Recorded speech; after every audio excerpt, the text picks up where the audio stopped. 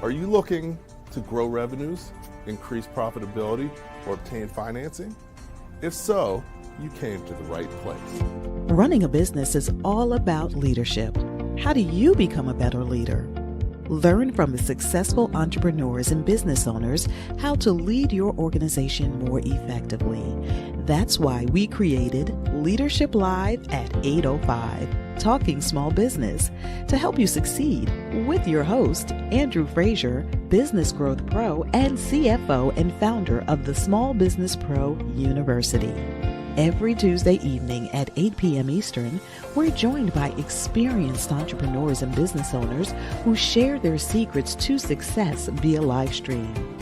Also, every Friday morning, we release a new podcast episode. Either way, you will learn about developing your business leadership skills from our roster of highly performing guest experts. Leadership Live is one of the many valuable resources provided through the Small Business Pro University, empowering business owners to learn, profit, and grow. Find out more at sbpro.u.com.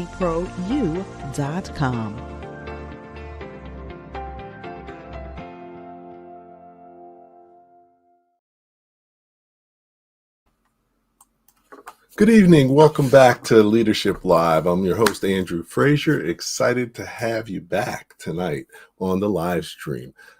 As always, we have some tremendous guests and we talk about a valuable topic to help you be more successful in running your business and achieving greater success faster and easier.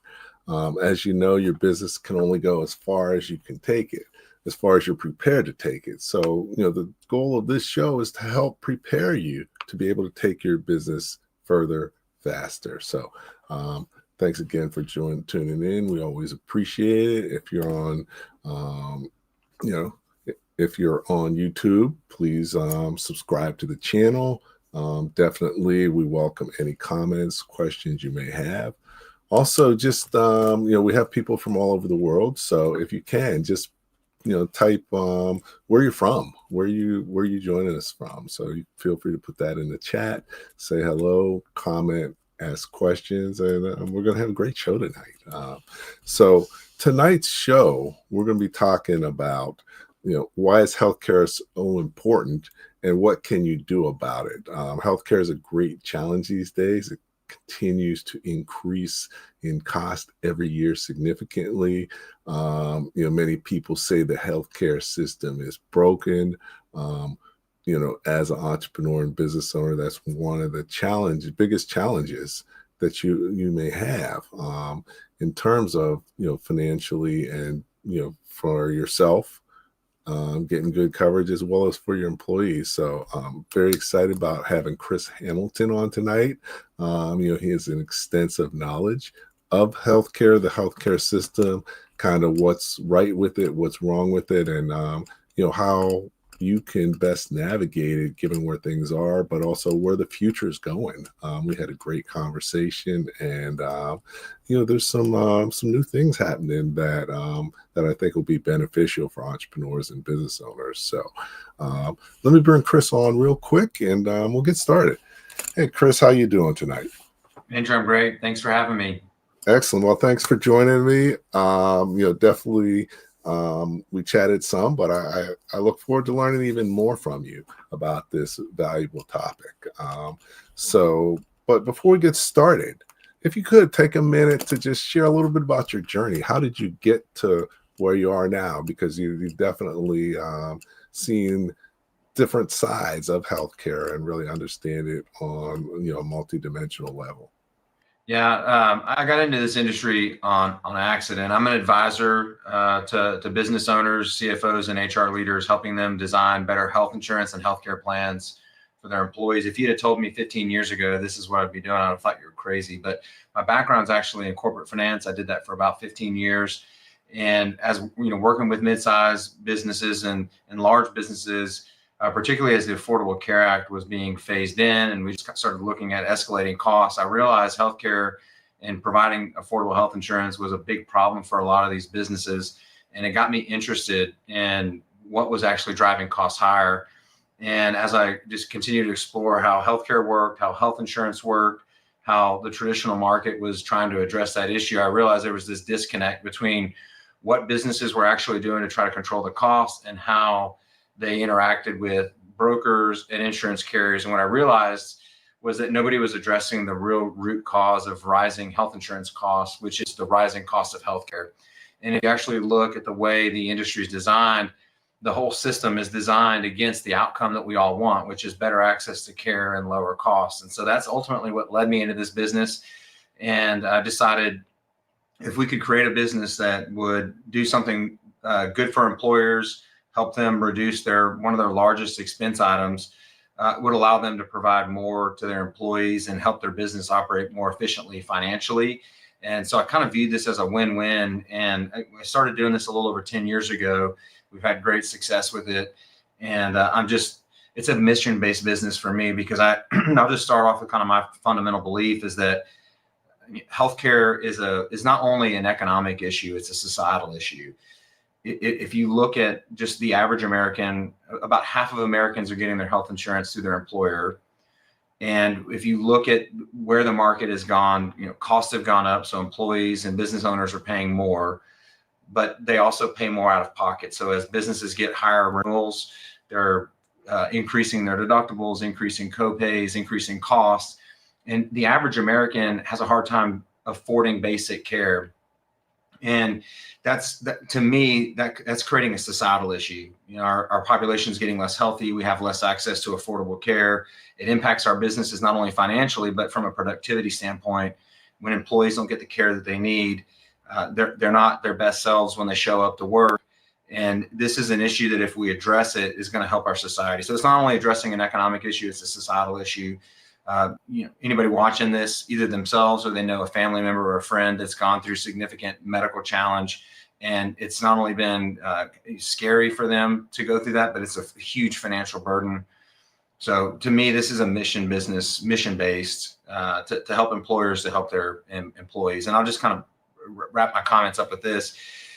Since roughly half of Americans are buying health insurance through their employer, the people that have the real power to solve this issue are the employers themselves. When they're selecting the plans, they're selecting the way they structure their insurance programming. The employees only have the option that their employer has designed.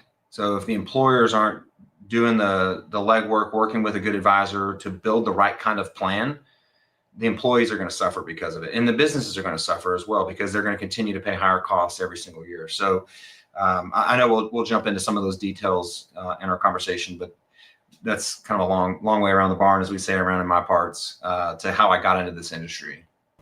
Okay, great. So, it's amazing how you end up where you may end up with your career. Even where I am, it's been a journey and, wouldn't have predicted it early on. So, so definitely can appreciate what you're doing there, and it becomes a passion. I have a lot of passion about helping business owners, and you obviously have a lot of passion about helping to figure out the solution on the healthcare side.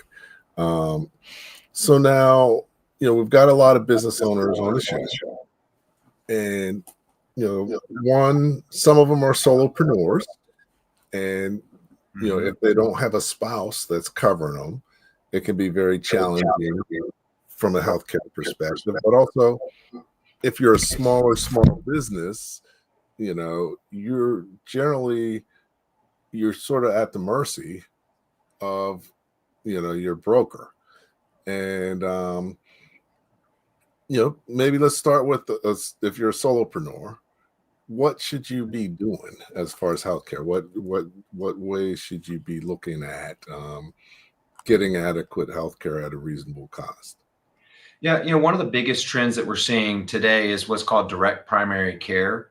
When you think about having an insurance plan today, you're typically going to find a doctor that is in network. When you go to see that doctor, those are doctors that work on what's called a fee for service basis. So you're going to pay a copay, or you're going to pay, the doctors are being paid based on the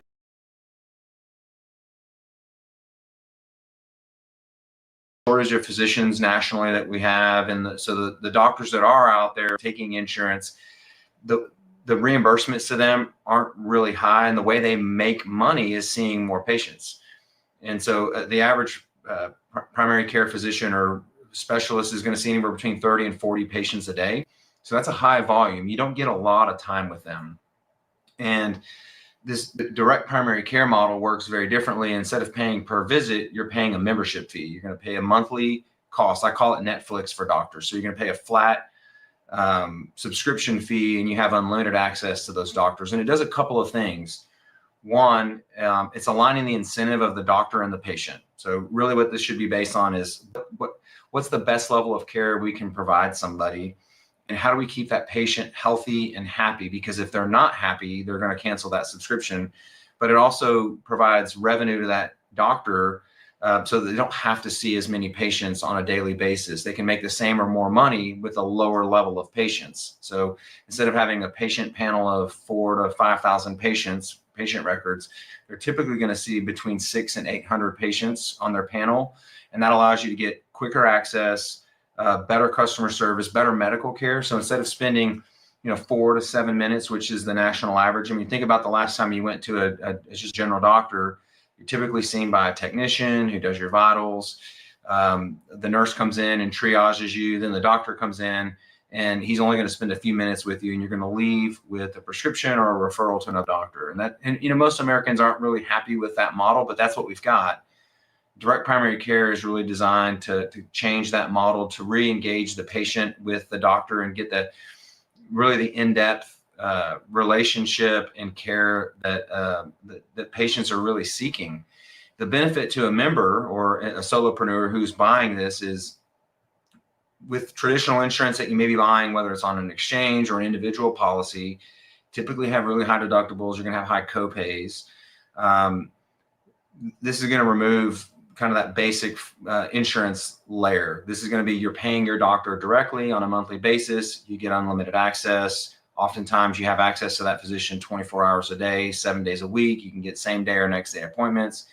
And what it really allows a solopreneur or a small business owner to do is they can buy what we would consider purely catastrophic coverage. You can buy something for a worst case scenario, because all of your day-to-day medical needs, you're going to be able to have a more dedicated patient doctor relationship, which overall, when you combine those total costs, you're buying the most catastrophic insurance coverage to protect you if you end up in a car accident or have cancer or have some major medical need that's really catastrophic. But you're able to get all of your day-to-day activities, whether it's seeing a physician for a sick visit, getting your preventative visit, basic medications. I mean, that sort of interaction can be done on a subscription basis versus through insurance. So that's one of the things I would recommend to a solopreneur. The other thing that we're seeing a larger uptake in, particularly for solopreneurs or smaller businesses, are medical sharing plans. These aren't traditional insurance that you would get through a major insurance company or on the exchange.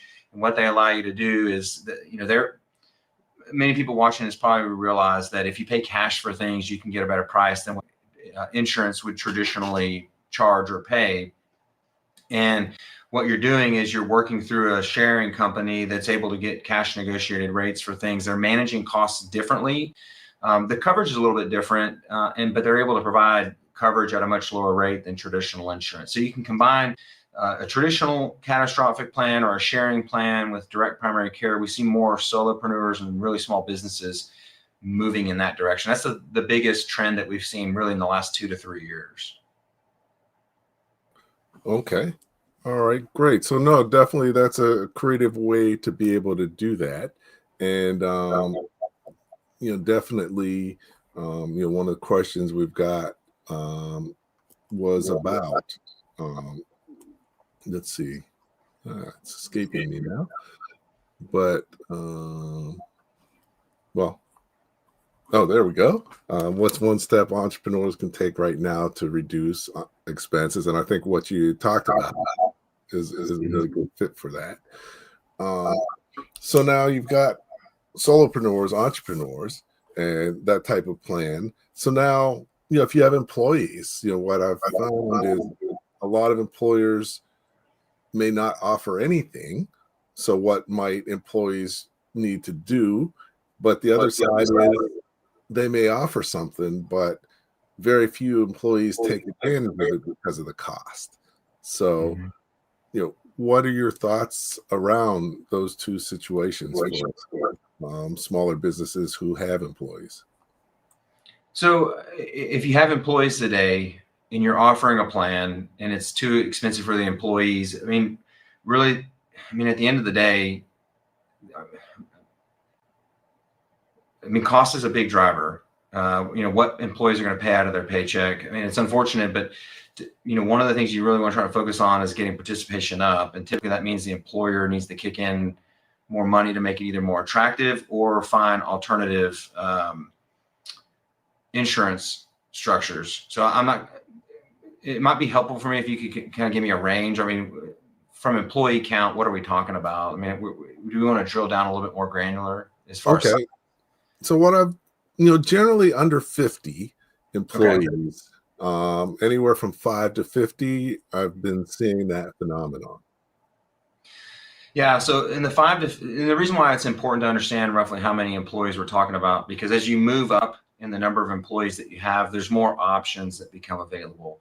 But the kind of the leading trends that we see happening, let's just use the 5 to 25 segment.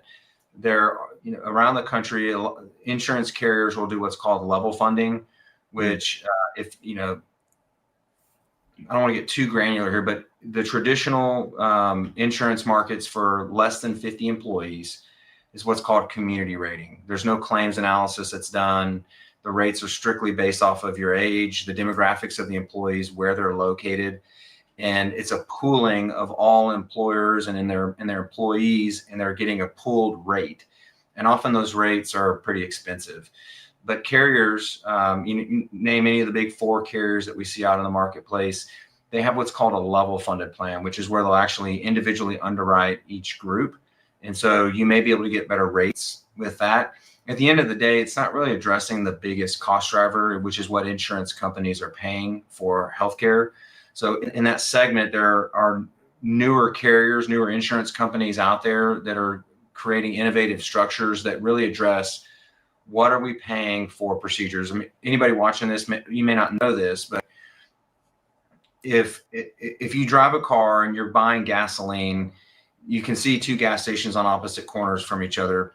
If you were driving to an intersection and you saw one gas station had gas for $11 a gallon and the other one had gas for $2 a gallon, you'd probably pick the gas station that had $2 a gallon, not the 11. Nobody would pay $11 for gas. But that situation happens every single day in healthcare. So whether it's prescriptions, whether it's surgical procedures at hospitals, whether it's inpatient, the pricing variability can be 10 times one hospital to the next. And so it's really hard for any of us as consumers to understand what do things cost and what's a fair price. And oftentimes when insurance companies are contracting, so name any of the big four, that pricing variability is there. And when we use the really expensive care, may not even be the best quality, but the insurance company is overpaying for care. They have to raise rates to pay for it. These are for-profit entities. And so if they're losing money at the end of the day, I use air quotes, but if they're spending more than they're taking in, they've got to raise the rates. And there are new insurance companies, so say newer, that have been around, come around in the last 5 years that have recognized this, and they design insurance plans geared towards smaller employers that help employees pay the right price at the right place for the services and healthcare that they need.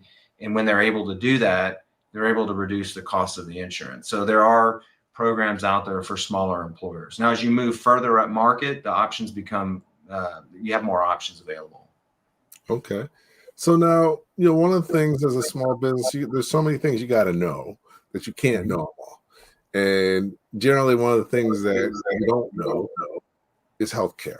So, how do you pick a broker? What should you be looking for when you're trying to figure out a health plan? Because what are the basics? Because most people just have a whole see all these words and look at the numbers and say what number looks most interesting. So if you're a small business owner, what should you go into the process trying to do? Yeah, just basic entry into the game for an advisor or a broker is they're going to have access to any of the major carriers that you're used to dealing with. Anybody with a license and a phone and an email is going to be able to get you quotes. I think really when you're interviewing advisors or brokers, you need to be asking a few questions. What's driving healthcare costs higher or health insurance costs higher? They need to be able to articulate that they understand that it's healthcare costs, the way carriers make money, which I'm sure we're going to get into this, like what's actually broken in health insurance. But they need to be able to articulate those things. But most importantly, what can you be doing to solve that? Maybe it's creative programming, creative plan design, something that's alternative to just the standard for insurance companies that you're used to seeing day in and day out. Now, for some employers, from particularly smaller employers, you're going to have a fewer subset of options available, but there's typically always something that employers can be doing to address their insurance costs. One thing I didn't mention for smaller employers, and I'm just kind of get into some details here. To be able to, insurance costs are based off of the type of plan that you buy. One strategy that we are seeing smaller employers take is what's called a healthcare reimbursement arrangement, or an HRA. And simply what that is, just think of two different types of plans. So one that has a really low deductible and one that has a much higher deductible. The higher deductible is going to be less expensive, right? Because you're buying less insurance. And employers that want to offer a richer plan to their employees, but they don't want to pay the sticker price of a traditional low deductible plan, is they'll buy the higher deductible plan to get the reduction in rate. So it's going to be less expensive to the company and the employees. And they create a reimbursement arrangement where any employee that exceeds, you can set the dollar threshold. Maybe it's $1,000 or $2,000. When somebody exceeds those costs, the employer can reimburse those employees for those out-of-pocket costs that they have. And when you look at it in total net spend over the course of a year, typically it's going to be less expensive than just buying a lower deductible plan from the start. So I think, that's one arrangement. So I'm not sure I fully addressed your question, but those are some ideas that I've got. Okay. Well, I do know where I was going with this. You asked me specifically, what should they be asking their, when they're interviewing brokers? Sorry. So it's creative ideas like that. Somebody should be able to articulate what's going on in healthcare, how insurance companies are making money, and most importantly, what you can be doing to offset some of your costs. So that needs to be the conversation, more so than just, oh, I have access, I can go get you a United Healthcare quote or a Cigna quote. That's, anybody can do that.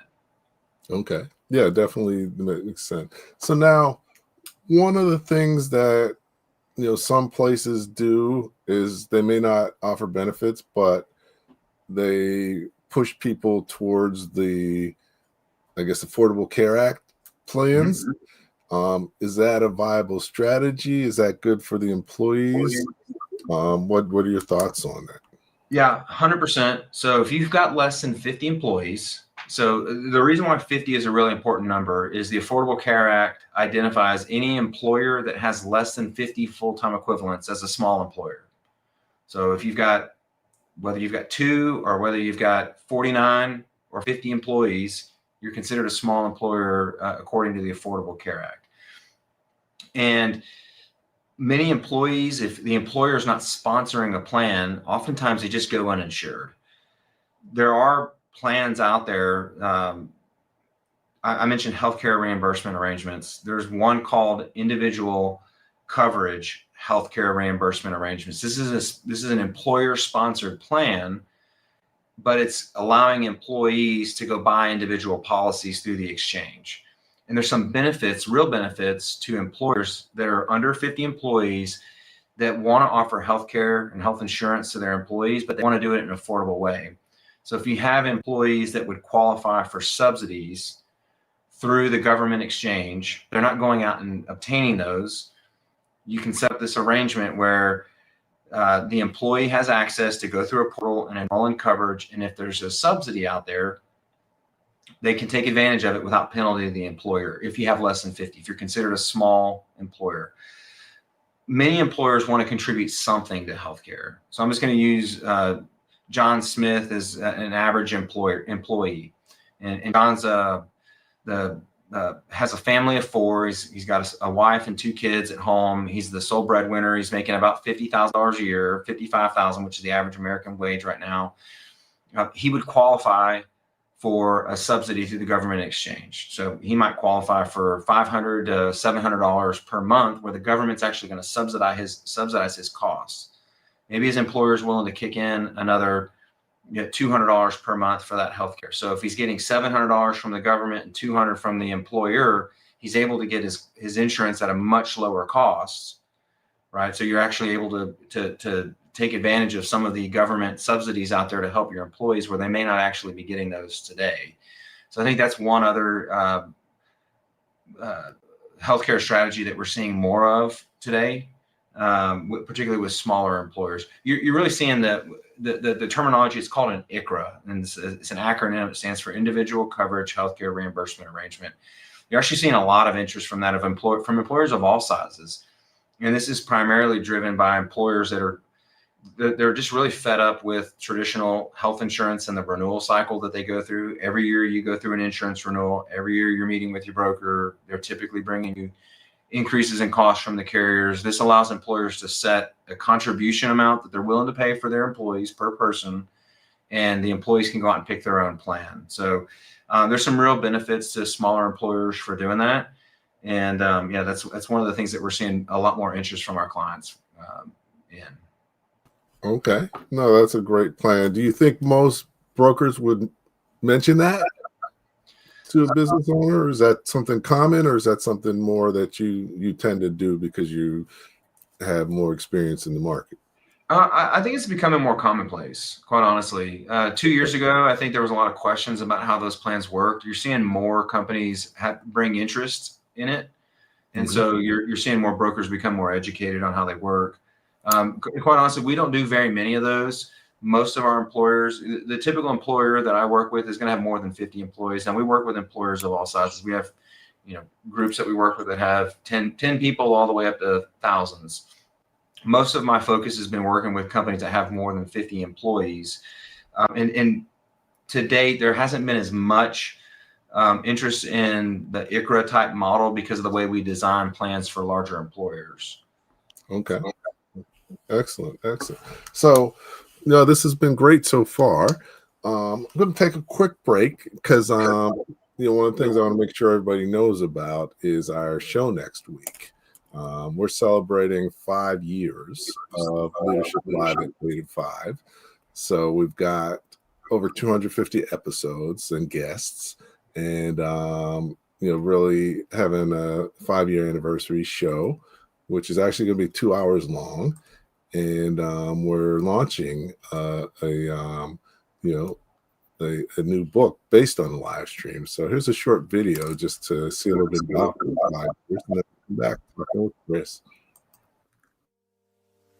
Hi, Andrew here, and I'm excited to celebrate 5 years of leadership, small business insights, and powerful conversations with more than 250 guest experts. Leadership Live at 805 is celebrating its 5th anniversary, and you're invited. Join us in person at Sankofa Cafe in Montclair, New Jersey, or online via YouTube, LinkedIn, Facebook, or Twitch on Tuesday, September 30th from 7 p.m. to 9 p.m. We're also launching a brand new book, 99 Proven Tips to Accelerate Your Masterpreneur Journey, featuring wisdom from the incredible guests who have joined us on the podcast. In-person guests will receive a signed copy of the new book, meet and connect with guest experts featured in the book, and connect with like-minded entrepreneurs, business owners, and organizational leaders. 5 years behind us, the future ahead. Come celebrate, learn, and grow with us. I look forward to seeing you on September 30th. Space is limited for the special anniversary celebration, so don't wait. Click the button or scan the QR code to register at www.sbprou.com/5-years to secure your spot today.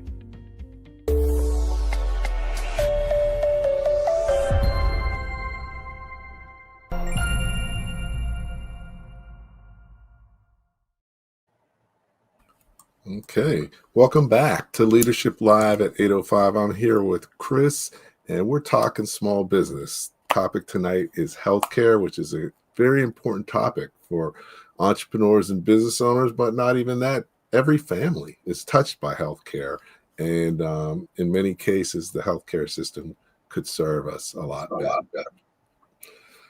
So, Chris, we talked about small business and healthcare for 50 and less employees, but businesses of all sizes have challenges with healthcare. And you mentioned, as you get larger, there's some more creative things that you can do as far as healthcare. What are some of those things, and how does that, how are those things relative to what many people are doing now? Yeah, I think it's important for people to first understand how health insurance companies make money and what their incentives are. People watching this probably think similar to the way I used to think before I learned about how healthcare worked is, don't the insurance companies have an incentive to help us lower costs? If we can lower costs, insurance costs would be less, right?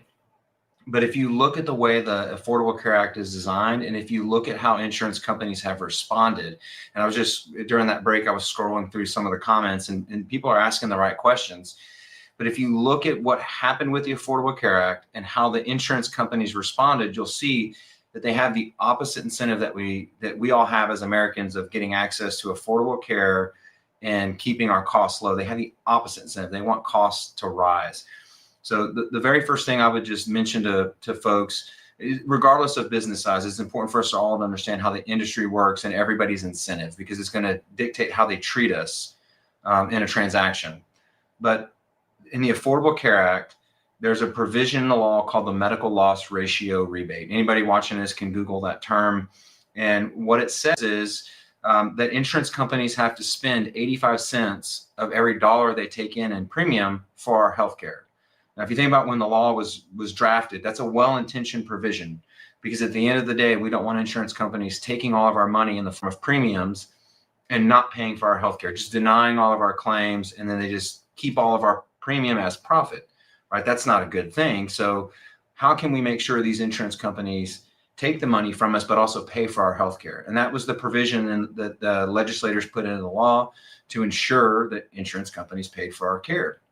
Well, if you think about that, business owners watching the show, if your profit margin is capped at 15%, which employers that have more than 50 employees, those are considered applicable large employers, just large employers. The insurance companies in total can only make 15% of the premium that they take in. Smaller businesses, they can make up to 20%.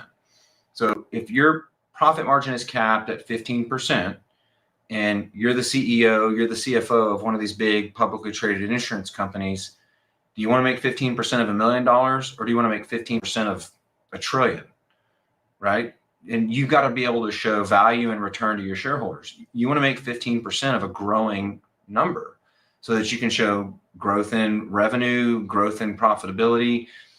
So this one provision automatically put the interest of an insurance company against the interest of all the Americans, because we actually want healthcare costs to stay stable or go down, not rise.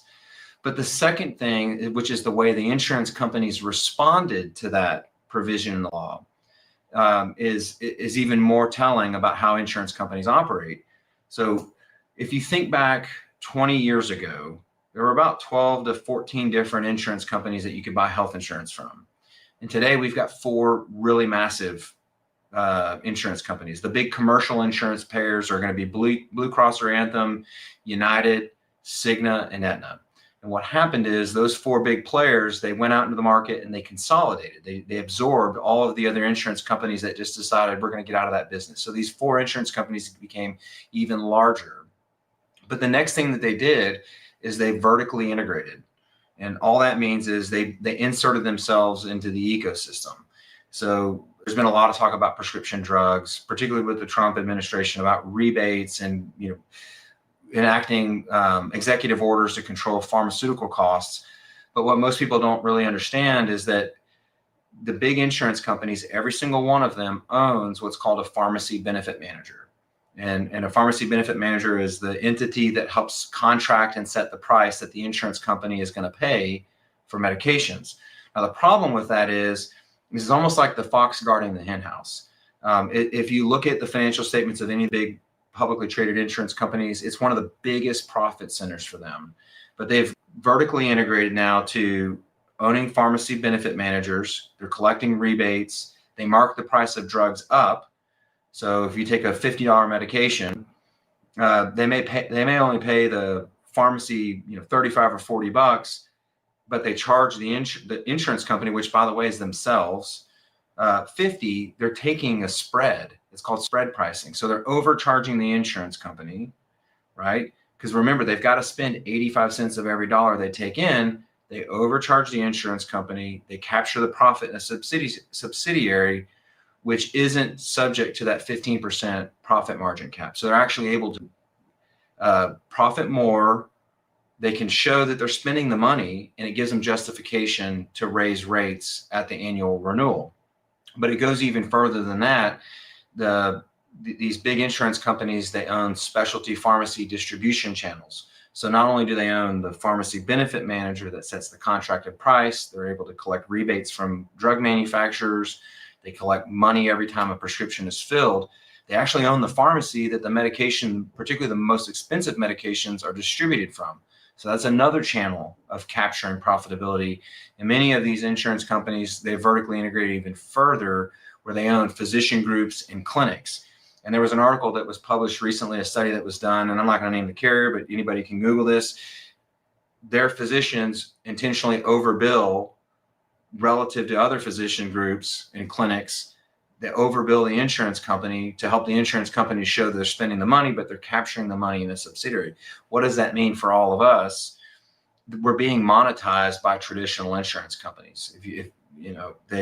They're able to show they're spending money, but they're overspending it, which is why I always go back to the central tenet is, what do we buy and what do we pay for it? Because that's going to dictate the cost of our insurance. So with that as the premise, when we're consulting with larger employers, so let's just say 50 employees and up, it's how do we break away from that traditional system where the insurance company controls every aspect of that insurance ecosystem.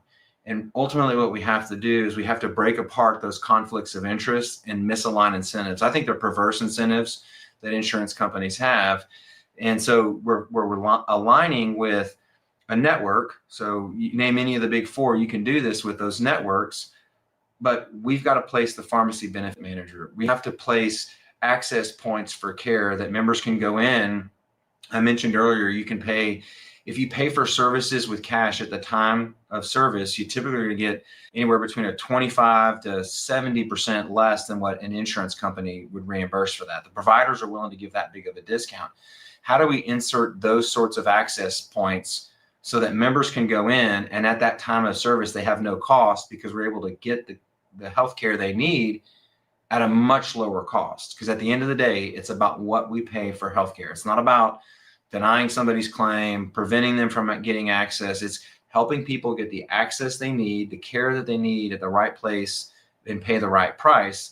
And so we're designing these plans that create these outlets for employees to get anything from MRIs, surgeries, cancer treatments, delivering a baby, making sure we pay the right price. So to design a plan that allows you to break apart a traditional insurance program, you've got to do what's called partial self-funding. So think of self-funding a plan. And the way we make this safe for mid-size and large employers is we're banding them together, helping them buy this the catastrophic insurance at scale. So they're basically joining what's called a cooperative or a captive or a consortium. There's a way to band employers across the country together to buy insurance at scale, which allows them to make this really safe and create custom programming that helps reduce the cost of claims. And when we reduce the cost of claims, you're reducing the cost of the insurance, which in turn allows the employer to reduce the cost of insurance out of employees' paychecks. And you can literally provide access to healthcare at no copay, no deductible, no out-of-pocket costs. So it's really taking a contrarian viewpoint to the traditional insurance model, kind of flipping it on its head. There's that much I won't say fraud, but I would just say waste and abuse. Fraud, waste, and abuse is a common term that gets thrown around, but there's definitely waste and there's definitely abuse in the traditional insurance ecosystem. And my focus in particular, is helping employers design a highly efficient plan. And when it performs financially well, the rewards are shared between the employer and the employee. Because I go back to not just the economic issues that health insurance and healthcare create for businesses, but also the societal impact. There was a study that was published in the last couple of years looking at the average American, how much money they have in their savings account. And most have less than $1,000 of a rainy day fund. If you look at the average mid-sized business today, and this is using Kaiser Family Foundation, Milliman data, the average mid-sized employer plan is going to have a deductible that ranges between $3,000 and $6,000. So essentially, if you just take the average American, half of them are getting their insurance through their employer, and they've got between a $3,000 and a $6,000 deductible, and they need health care, they're having to make some really tough choices. Do I really need to go in and get treated? Is this really bad enough that I need to go get care? How am I going to pay for it? And so the goal with these plans, if you design it the right way, you can remove that financial barrier for the employee, because they're able to get access to care at a much lower or no cost. And you're also making it more financially efficient for a business as well. So that's kind of my take on the market for the 50 and up market. Okay. Excellent. So, you've talked a little bit about the spaces. We do have a question about, the misalignment. You're talking a little bit about sort of how you address it. How can business leaders also support the effort to address it more effectively? So I think that this goes back to the people we trust with the subject matter expertise to help guide us. So if you've got tax questions, you're seeking out competent tax advice. Or if you've got a legal issue, if your business is sued or you're involved in litigation with a vendor, you're going to hire an attorney that has a specialty in that particular area of practice to help guide you and give you the advice on how to navigate that. And I literally deal with hundreds of employers across the country, and very, very, very few of them are experts in healthcare and insurance. They bring in expertise from the outside in the form of either a broker or an advisor. And so if you want something to change, you've got to bring in the right subject matter expertise and somebody that knows how to navigate the system. I think that's the biggest thing. Mm-hmm. And I think the point here on this question is actually really pertinent. Particularly the words local communities, because healthcare is a very local and intimate thing. In the internet economy that we've got, Amazon, I can go order something on Amazon and have it delivered from across the country to my house tomorrow or in 2 days. Healthcare doesn't work that way. If you need medical care, you're going somewhere near your house or your place of business. It's your local community. And so, one of the things that we focus on, and the thing that I'm really proud of and excited about, is there are a lot of advisors nationally that are trying to tackle this issue locally by working directly with healthcare facilities, so hospital systems. And they're going to those hospital systems and saying, we understand there's this inefficiency in health insurance, particularly working with a big national insurance company, the way they're treated by those insurance companies, the administrative burden that they've got to go through to submit, approval to do a procedure, and then they have to go through all this administrative overhead to get it covered. What if we cut out that traditional insurance mechanism, if you will, and we're willing to pay you a fair price, timely? Can you make us a better deal if we give your hospital preference? Because it's a local hospital. Can we work out an arrangement? And an employer, typically, unless you're large, you're not going to do this directly with a hospital. You're going to do it through an advisor that knows how to access this. But being able to get a better price from a hospital than a traditional insurance company so that you can make the care more affordable to your employees. So to answer this question directly, it's going to start with the advice and the advisor that you work with and demanding change, seeking advice outside of what we consider in our industry the status quo. The status quo is, I'm going to go get you 4 quotes from 4 big insurance companies, and that's just all you have available, when the reality is there are a lot of other options available to employers. We just have to demand a different set of advice and a different strategy. Really, at the end of the day, as employers are demanding this, that's where the void is going to be filled in the market. Okay, excellent. So now, another way to, increase health among employees is wellness programs.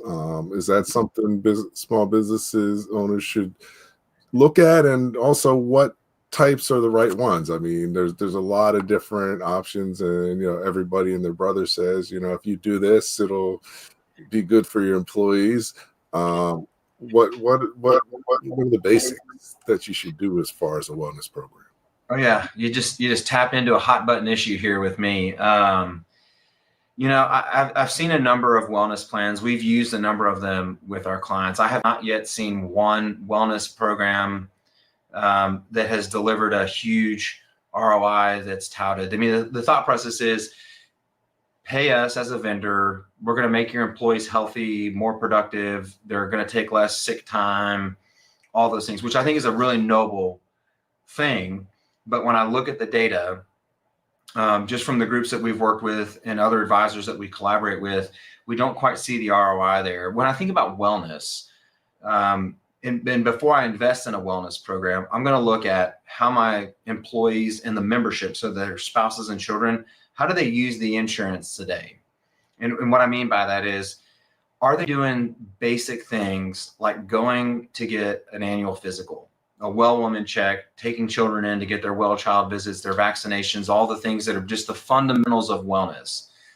If we're not doing those basic things, that's where we should start. That's the foundation, is establishing a relationship with a doctor and going in and getting that basic care.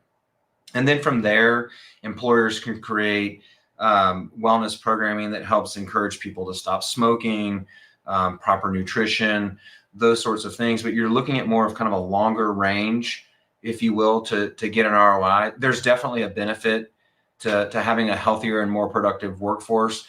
We've used wellness programs that, they've got fitness challenges and step challenges and all of these things. And what I typically see in the data, and this is just my experience observationally, is if you take a group of employees, just call it 100 employees, there's going to be about 20 to 25% that they're working out already 6 days a week. They're going to crush all the wellness challenges and get the points and the rewards and all that stuff. When in reality, we've got this other part of our population that isn't really motivated, doesn't have nutritional guidance. They're going to continue living their life the same way that they always have. And those are actually the people that we need to figure out how to engage, not the people that are already doing it. And so if it's structured properly with the right incentive, that's where you're going to start to see change. And I'll give you a couple of examples of creating this incentive. Some of the wellness programs that we see, they're participatory, which means if you participate, you get credit. And typically the credit is going to be what we call a carrot or a stick. So some employers may say, if you meet these certain thresholds, you're going to go get an annual physical, you're going to get a dental cleaning, you're going to do some of the basic fundamental things that we think are needed to be baseline healthy, right? So somebody's getting a preventative visit that they haven't seen a doctor in 5 years, and then we find out they're high cholesterol and hypertensive. We can get them on a generic medication, help them manage their health condition and their risk. We're going to reward them with lower insurance premiums. So we're actually they're going to pay less for health insurance. The flip side of that is some employers take the stance of, we already pay a lot of money for health insurance. If you don't do these basic things, you're going to pay more. So we're it's the power of the paycheck. What are employees paying for healthcare? We want to incentivize the behavior that we want and disincentivize the behavior that we don't. So I think the wellness programs should just be starting at a very fundamentally basic level of the basic care, which is, are we getting preventative visits? Are our patients, our members getting the dental cleanings? Are they doing scheduled vaccinations and that sort of thing? And then build from there. All right. So actually that covers a couple questions. Better healthcare benefits boosting employee productivity. Depending on how you slice it, that may fall into the category of what you were talking about as well. That's one I would actually, this one, let's focus on that one real quick. Can better healthcare benefits boost employee productivity? Absolutely. If you're sick or you're in pain and you're showing up for work, how productive are you? And, 10 years ago, I probably had a different opinion on this, but, as somebody, I mean, I've seen my own family members struggle in their healthcare journey. And when somebody is worried about being able to pay for a procedure and they delay it and they're sick or they're hurt, they're not showing up as their best self in the office every day. They're preoccupied, or maybe they've gone in and had a procedure and they're now trying to figure out, how do I pay the bill? Mm. That's an added stress psychologically, financially. That's distracting them from their ability to do their best work. So, I mean, better healthcare benefits, particularly being able to help people get access to the care that they need at lower cost to them, is peace of mind. It's one less thing they've got to worry about, and they're going to go get the care they need when they need it, because there's not that financial burden there for them, and it's going to make them ultimately more productive. That is something that my viewpoint has changed on in the last decade. Just experiencing it personally, but also seeing that play out in my family as well. Okay, no, it's great. Definitely. One other strategy that people use, and it may or may not be good, is supplemental benefits. Maybe explain what they are, and then talk a little bit about kind of what type, how that might be able to help the situation, especially if you can't afford to provide or get major medical. Yeah, so I'm assuming when we're talking about supplemental benefits, we're talking about programs like accident, critical illness, hospital indemnity, disability policies, those sorts of things. I mean, these are what we would consider ancillary benefits tied to an overall benefit strategy. So I'll just kind of talk about accident. Think about the big things that are going to cause somebody to have to seek out medical care. They're typically going to be cancer, they're involved in an accident, or they're going to be hospitalized for something. And so these are policies, you see them advertised on television. There's a big name that quacks a lot, talking about ask for it at work, right? But these are actually really valuable programs to a lot of Americans. I personally own policies like this because these are policies that are designed to pay the employee or pay their family whenever they incur a claim. So I've got kids that play sports. If my son ends up breaking his arm, I'm going to have to go to the emergency room or an urgent care. There'll be out-of-pocket costs associated with that.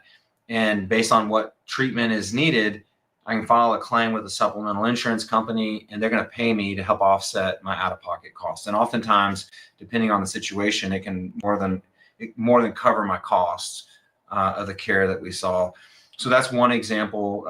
Cancer is another, which is not only devastating financially, but it's devastating mentally, spiritually. Somebody's fighting for their life and they're trying to figure out, how am I going to pay for this?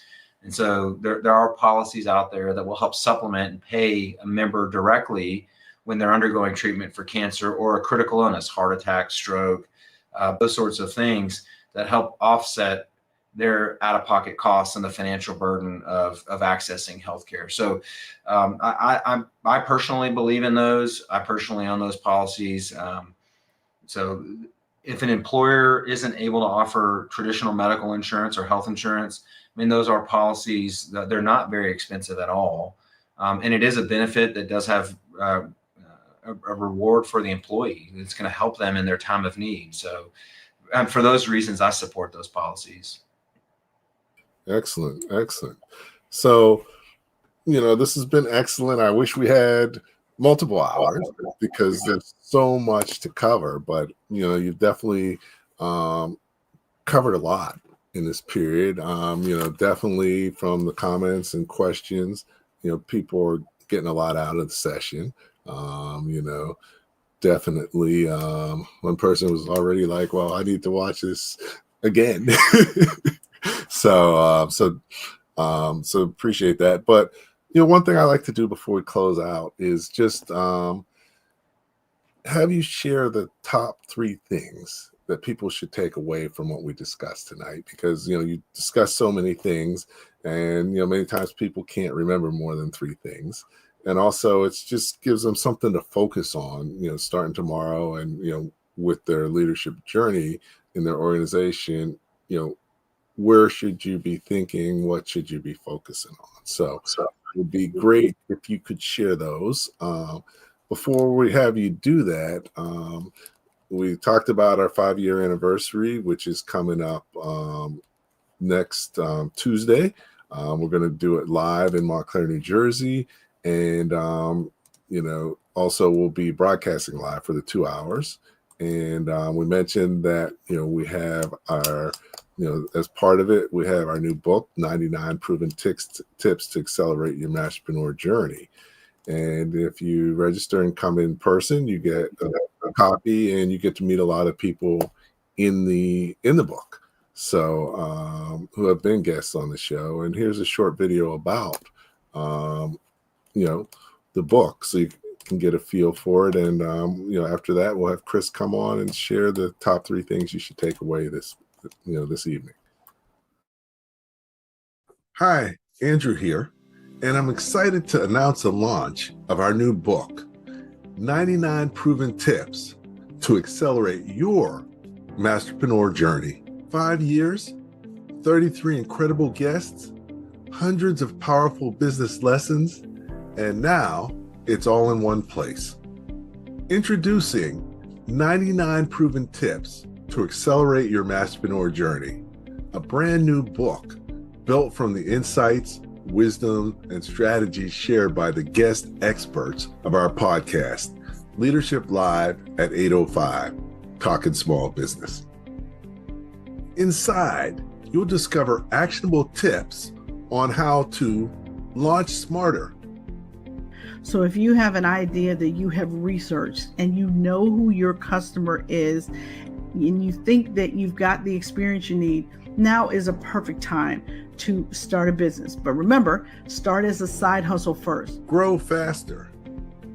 So sales is about problem solving, not about manipulating. You have to understand the math of your business, the sales math. Lead more effectively. You shouldn't expect someone to be you. You have to understand and create processes to basically train people on how to handle certain situations, and basically set people on the right path, right? So they can become successful within your organization. And scale your business with confidence. Bet on yourself and not be afraid to take risks, and to know that you have within you the ability to accomplish your dreams and accomplish your goals. Think like an entrepreneur. Now, I know there may be many entrepreneurs listening, but there may be some who aren't entrepreneurs. That's all well and good. I'm here to say entrepreneurship is not just something you do, it's a way that you think. And the characteristics of an entrepreneur's thinking are creativity, resourcefulness, courage, resilience, and passion. This isn't theory, it's practical advice straight from entrepreneurs and thought leaders who have done it. 5 years of conversations, 33 voices of experience, and now 99 tips to accelerate your masterpreneur journey. Get your copy today. Pre-order now to reserve your signed copy. Click the button below or scan the QR code to order from www.sbpro.com/99-tips.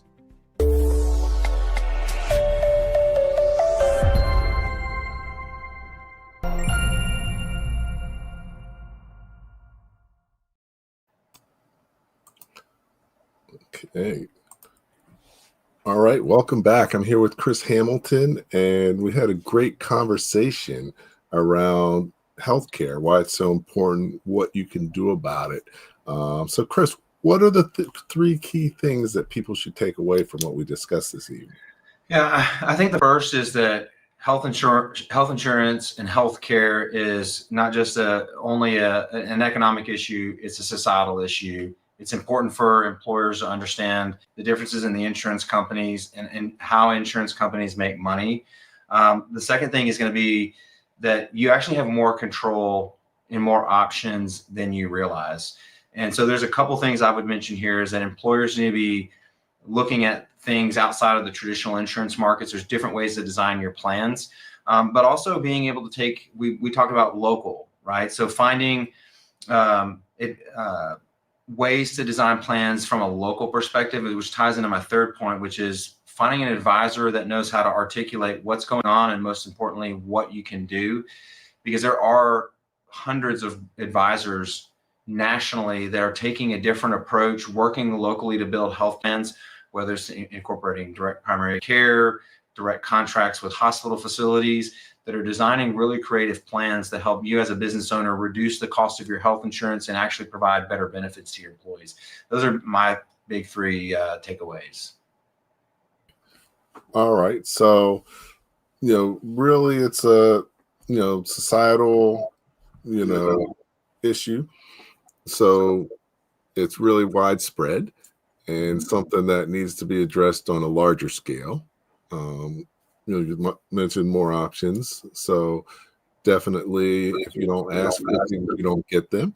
So, got to be a little bit more proactive to really make it work. And then finally, get the right expertise, That's in terms right. of advisor, make sure you have someone that's proactive on your behalf rather than just trying to take an order. So no, this is great insight. I've definitely learned some things. I can tell from people listening in, they've learned valuable insights as well.